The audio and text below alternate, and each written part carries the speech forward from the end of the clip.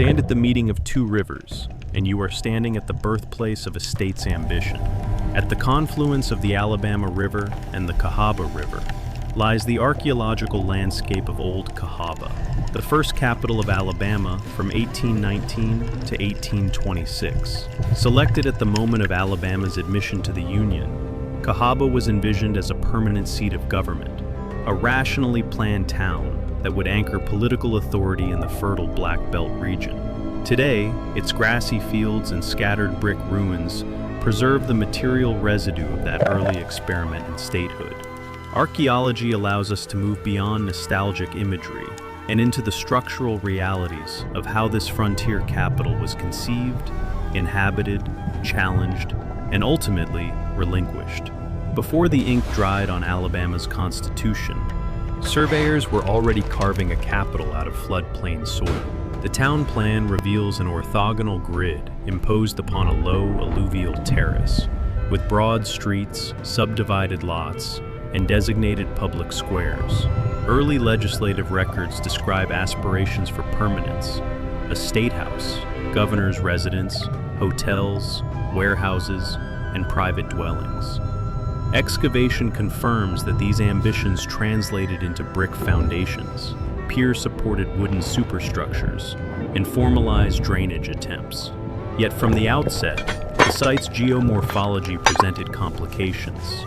Seasonal flooding along the Alabama River repeatedly tested the wisdom of situating a capital within reach of rising waters. Beneath the quiet lawns, the original street grid still dictates the choreography of the past. Subsurface investigations reveal intact street alignments, brick sidewalks, and property boundaries that mirror early 19th century plats. Archaeologists have identified the footprint of the original state house, a modest yet symbolically powerful structure that hosted Alabama's earliest legislative sessions. Domestic foundations cluster nearby, indicating that lawmakers and merchants lived within walking distance of political proceedings. Artifacts recovered from these contexts, creamware ceramics, cut nails, window glass, speak to households striving for refinement in what was, at heart, a frontier environment. The river that promised prosperity also rehearsed the town's undoing. Flood deposits, documented in excavation units, interleave with occupation layers, demonstrating repeated inundation events during Cahaba's brief tenure as capital. Unlike catastrophic prehistoric floods, these were cyclical and seasonal, yet their cumulative effect eroded confidence in the town's stability. Residents attempted adaptation, raising structures on brick piers, reinforcing embankments, and improving drainage channels. Nevertheless, legislative debates increasingly acknowledged environmental vulnerability.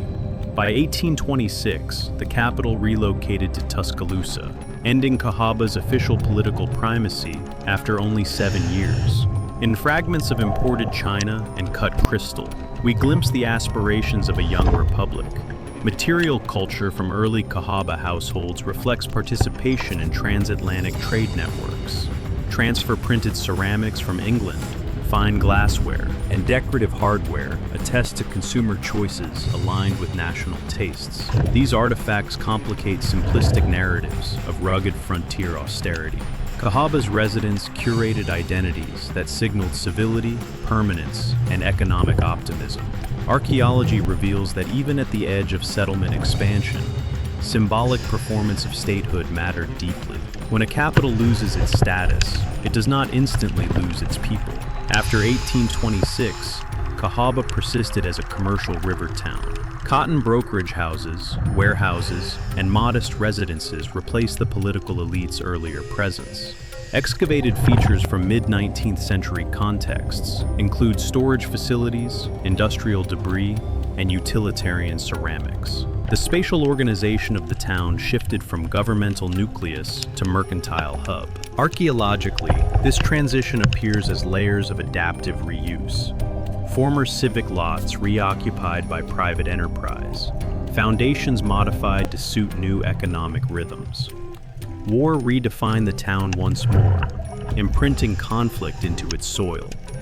During the Civil War, Cahaba became the site of Castle Morgan, a Confederate prison for captured Union soldiers.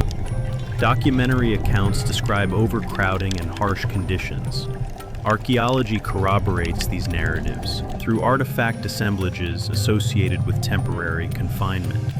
Personal effects, buttons, harmonica fragments, improvised utensils, offer intimate glimpses into daily survival under duress. The town's landscape thus absorbed not only the optimism of statehood, but also the trauma of national fracture. Emancipation transformed Cahaba into a landscape of fragile freedom. After the war, formerly enslaved individuals established communities within the abandoned structures of the old capital.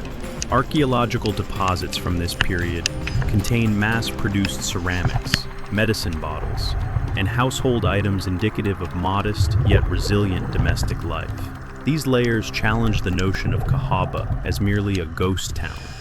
Instead, they document continuity and adaptation within a changing social order.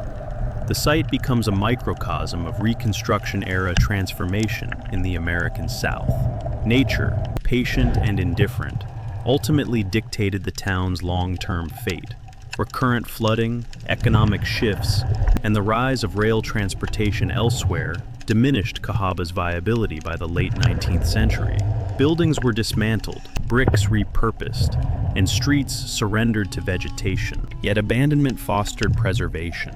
Without intensive redevelopment, subsurface features remained relatively intact. What was once a failed capital evolved into an archaeological archive. Every brick pier rising from the grass is a reminder that ambition leaves physical traces. Modern archaeological methods, ground-penetrating radar, targeted excavation, and archival synthesis allow scholars to reconstruct Cahaba's urban morphology with remarkable precision. Spatial analysis reveals relationships between civic, residential, and commercial zones. Artifact distribution patterns illuminate socioeconomic stratification within the community. Through these data, Old Cahaba becomes not merely a romantic ruin, but a rigorously documented case study in early American urban planning. At the edge of the Alabama River, history settles like silt, layer upon layer. The environmental lessons embedded in Cahaba's brief capital tenure resonate beyond Alabama. They underscore how political vision must contend with ecological reality. Selecting a capital on a floodplain offered strategic advantages in trade and accessibility, yet it imposed recurring costs. Archaeology captures this negotiation between aspiration and environment in tangible form. Flood lenses interrupting domestic floors, drainage ditches cut and recut through time. Old Cahaba challenges us to reconsider what constitutes success in the archaeological record. Measured solely by longevity as a capital, the town appears a failure. Yet its layered occupation, political, commercial, military, and emancipatory, renders it profoundly significant. The site documents early state formation, frontier commerce, civil conflict, and Reconstruction adaptation within a single geographic frame. Each occupational phase contributes to a composite narrative of resilience and recalibration. Walk its quiet streets today, and you traverse a capital that time refused to sustain, but refused to erase.